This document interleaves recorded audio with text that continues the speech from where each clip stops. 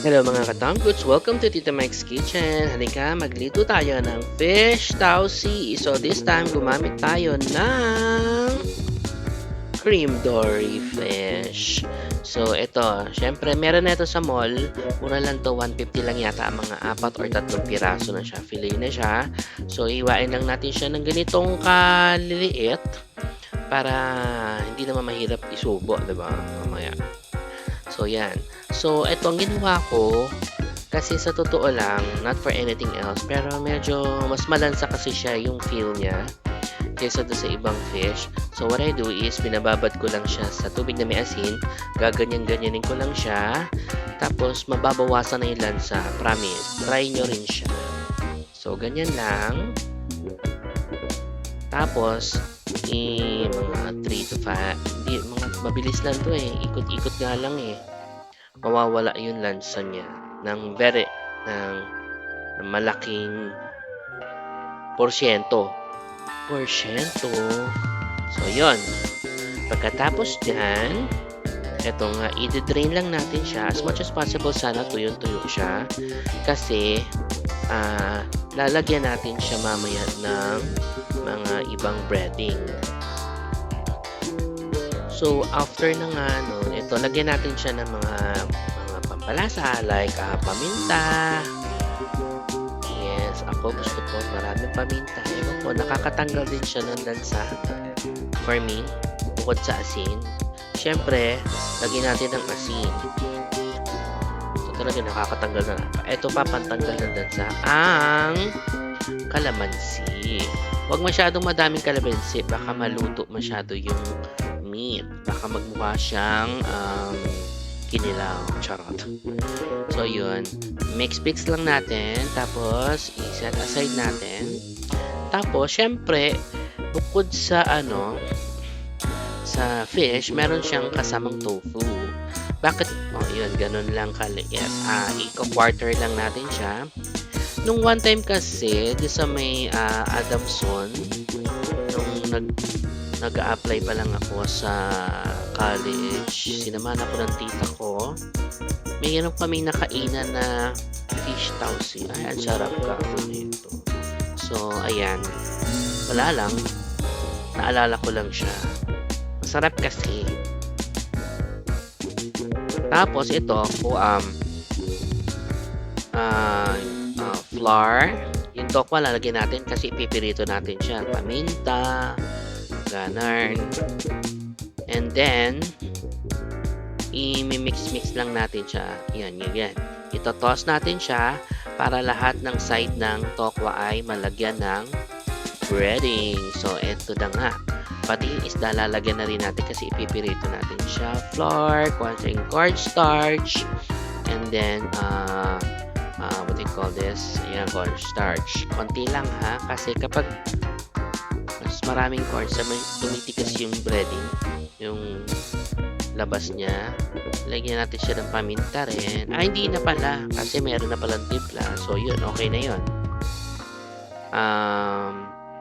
Mag-ingat lang kayo kasi yung paglalagay ng paalat kasi yung ating tausi ay maalat na. Okay, yung black tausi natin. So, in a while, pipirito na natin itong mga to. So, magpipirito na tayo. Buti hindi ko tinapon yung mga ganito kung kawali. Yung mga nabili lang sa palengke. Kasi mas safe daw yan kesa sa mga teflon. Truly ba? Hindi na nga namin masyado nagagamit sa teflon, yung mga aluminum na lang. Stainless pala, aluminum. Please comment down below kung totoo yun.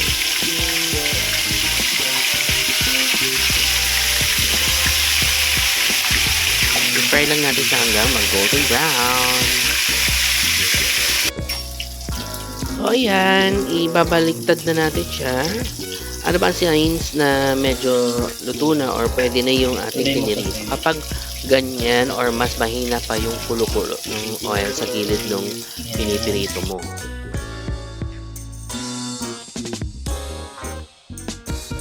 So, after that, set aside natin muna sila. Ganon din ang gagawin natin sa toko, pirito nyo lang. So, ito na yung sauce, slurry, slash, mga ganon. What do you call this? Ito ay oyster sauce. Tapos, harina or cornstarch, pwede na. At konting water, iso-slurry natin siya. Para mamaya, buhos mo na lang. Kesa magbuo-buo pa dun sa yung niluluto. Don't forget that. Kailangan madurog yung mga yon. Kung may buo-buo pa rin, huwag nyo na lang isama. Okay? Yung buo, ha? So now, magigisa na tayo. Siyempre, unahin natin ang bawang sibuyas. Ako hindi ko na inaano. Pag nagmamadali ako, pinagsasabay ko na lang din talaga. Mga panahon ko to, nagugutom na talaga ako eh. So, yan. Gisa natin yung bawang, sibuyas, at saka yung bell pepper. So, ganyan yung hiwa na ginawa ko sa bell pepper, yung medyo pahaba na maninipis. Hindi naman julienne cut, pero ganyan lang. So, gisa-gisa lang hanggang maging translucent ang sibuyas. After this, ilagay na natin itong ating black beans, cured black beans. So, ito lang nilagay ko kasi matutulog na siya mamaya. So, mag-ingat tayo sa paglagay ng ano ha. Huwag na natin ilagay yung sauce kasi napakaalat nun. Yung sabaw pala, yung syrup nung blacks. Ang tawag dito? Black bean na to. So, yan. Konting gisa-gisa. And then, we will put na yung ating isda. Yung fried fish. And then the fried tofu. O, yan. And then the sauce. Ganun lang kasimple. Di ba ang dali? Pagkatapos niyan, ito-toss-toss mo lang yan para lahat ay makapitan o malagyan ng sabaw o yung sauce niya para masarap ang bawat kagat natin. Lagyan natin ng konting water para hindi naman super lapot. Maganda medyo malabnaw ng very light. Yan, water pa kasi huwag kinulang. Tapos, isi-simmer lang natin siya. But before that, don't forget to put yung ibang pampalasa kung gusto nyo. Iba kasi hindi na naglalagay ng pampalasa. Bahala kayo kung anong gusto nyong pampalasa. Basta mag-ingat sa paglagay ng patis or ng salt. Yun na yun. Kasi di ba yung isda nilagyan natin ng salt? Kahit betche na nga lang eh. Tapos, yan. So yan. I-simmer na talaga natin siya para incorporate lahat. And then, yung uli kong pinatak, ang tawag doon ay sesame oil para magkaroon ng Chinese drama. Alam mo yun? Ay, nahulog. Tapos na ito, isa-serve na natin. Di ba, ang bilis lang. Ang matagal lang naman yung pagpirito. Yung pag-isa-gisa, hindi naman. So, yan. Isa-serve na natin. Itong nagawa ko is good for 6 to 7 packs. 8 pa nga. Depende sa lakas kumain. Pero ito, ang tagal namin kinain to. Siguro mga nung umaga. Nung umaga. Nung tanghali. Tapos nung gabi. Tapos, nung mga sumunod na araw, nakain pa namin iba. Not because hindi masarap.